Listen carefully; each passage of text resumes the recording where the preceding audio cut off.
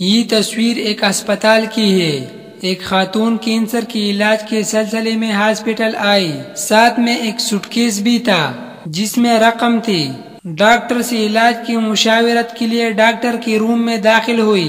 Doctor کے پاس پہنچی ہی doctor کو التجا کرنے لگ گئی، مجھے کسی طرح موت کی منہ سے بچاؤ، میرا علاج کر دو، بس یہ بیماری کسی طرح ختم ہو جائے۔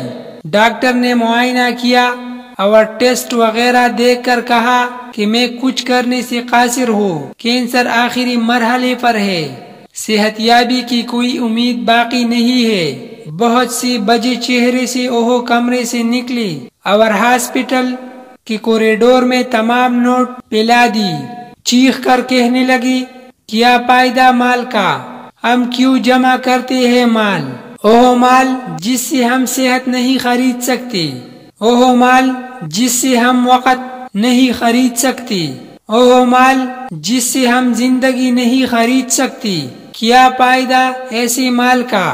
اللہ تعالیٰ کا شکر ادا کرو، صحت و عافیت پر اللہ تعالیٰ کا شکر ادا کرو، اس کی جو نہ گنے جا سکتے ہیں نہ ہی شمار کی جا سکتے ہیں۔